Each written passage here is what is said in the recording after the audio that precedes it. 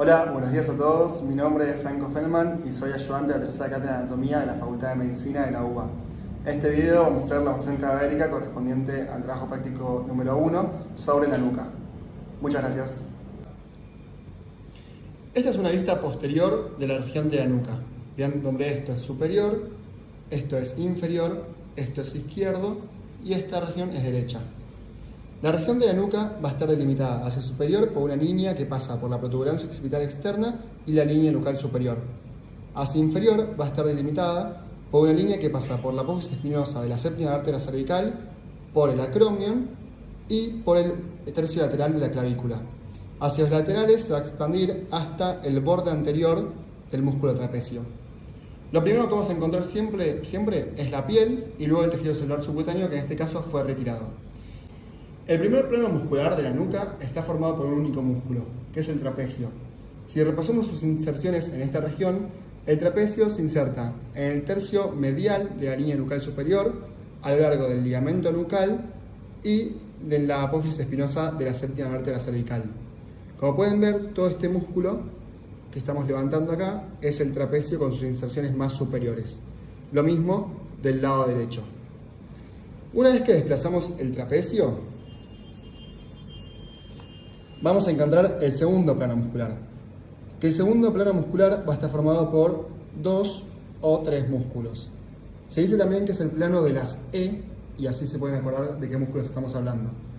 El primero de ellos va a ser el esplenio, que es todo este músculo, que fíjense cómo toma sus inserciones en parte inferior del ligamento nucal y en la apófisis espinosa desde la séptima hasta la quinta vértebra torácica, y de ahí se van a dirigir las fibras hacia el superior y lateral.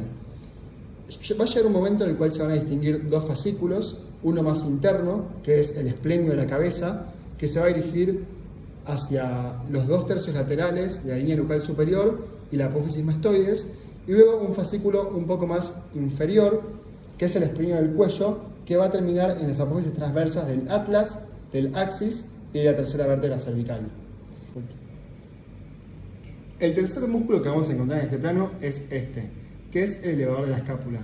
El elevador de la escápula se va a insertar en el ángulo superior o ángulo superomedial de la escápula y sus fibras musculares se van a dirigir hacia superior y medial para terminar en las apófisis transversas de las primeras 5 vértebras cervicales. Como dice su nombre, al elevar el ángulo superior de la escápula va a generar que descienda el hombro. Y este músculo es muy importante porque también está inervado por el mismo nervio que inerva el romboides, que es el nervio dorsal de la escápula, un ramo colateral del plexo braquial. Para continuar con los siguientes planos musculares, vamos a pasar a otro preparado. Bueno, esta es una nueva nuca para ver los planos más profundos. Nuevamente, esto es superior, esto es derecho, este lado es izquierdo y esto es inferior.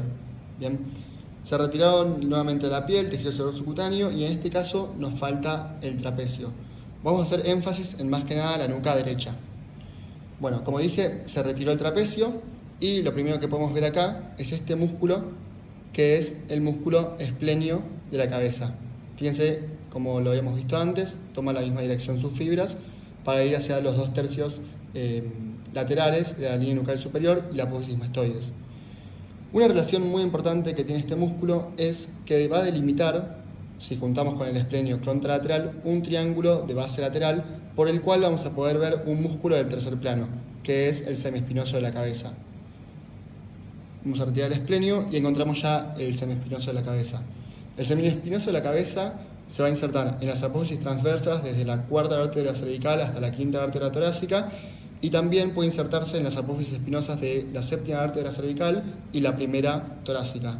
A partir de ahí sus haces van a ascender y se van a insertar en el cráneo entre la línea nucal superior y la línea nucal inferior, tal como podemos ver acá. Además, en este plano vamos a encontrar 2 músculos más, que son el longísimo de la cabeza y el longísimo del cuello. Estos deberíamos disecar más hacia lateral para poder evidenciarlos, pero estarían por esta región un poco más profundo. El longísimo de la cabeza va desde las apófisis transversas desde la cuarta hasta aproximadamente la séptima vértebra cervical, y de ahí se va a dirigir hacia la apófisis mastoides, mientras que el longicismo del cuello va a ir desde las apófisis transversas de las primeros 5 o 4 vértebras torácicas hasta las apófisis espinosas desde la tercera hasta la séptima vértebra cervical. Además, en esta región podemos evidenciar esta característica, o en realidad este elemento, que es la arteria occipital. La arteria occipital es una arteria que vamos a ver más adelante en esplagno, que corresponde a una rama colateral de la arteria carótida externa, y fíjense cómo está llegando a esta región para irrigar algunos de estos músculos desde lateral a medial, y luego se termina siendo superficial. Ahora bien, si ya pasamos al cuarto plano, este es el plano que más complejidad tiene, pero a su vez el de mayor importancia. En este plano vamos a encontrar 4 músculos.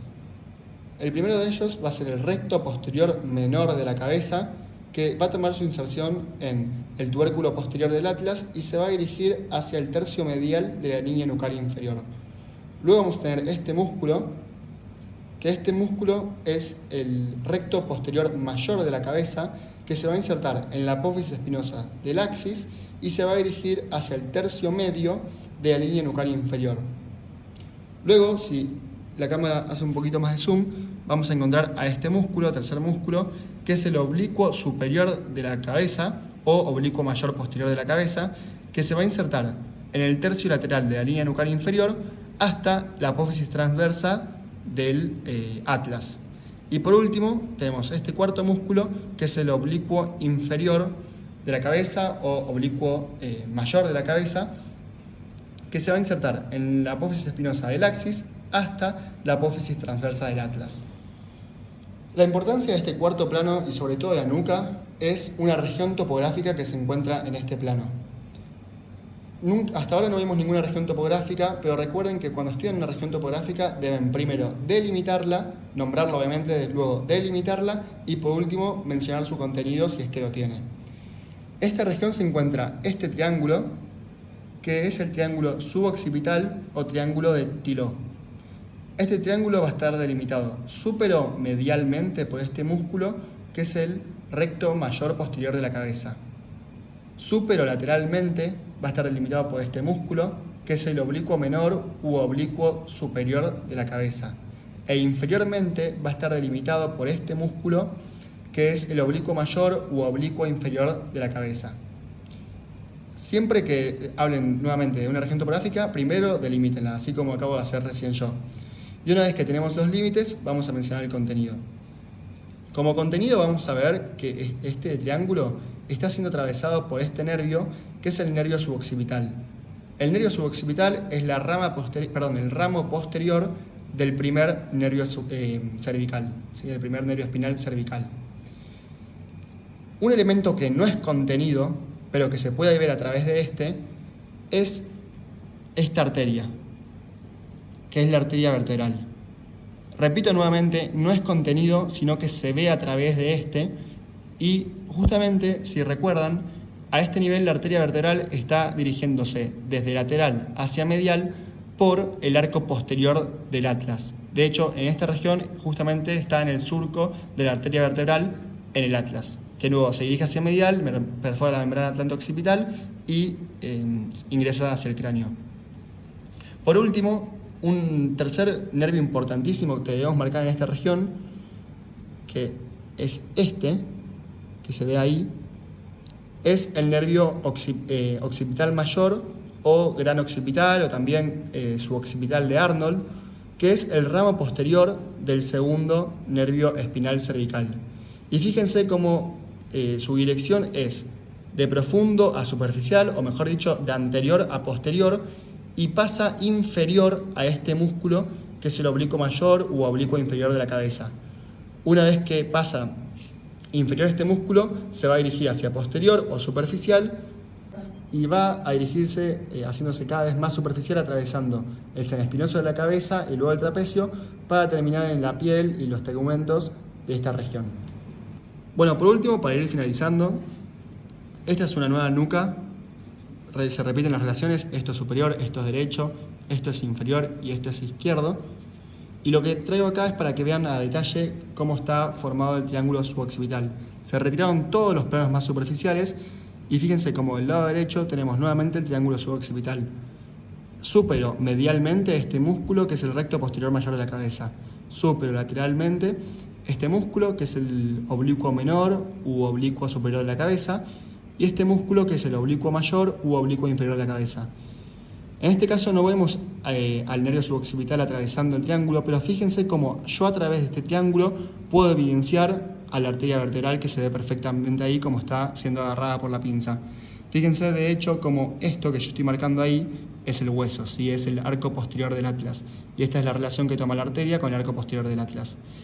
De nuevo, fíjense cómo tenemos este nervio que se está dirigiendo de anterior a posterior e inferior al oblicuo mayor de la cabeza, que es el nervio occipital mayor o gran occipital o suboccipital de Arnold.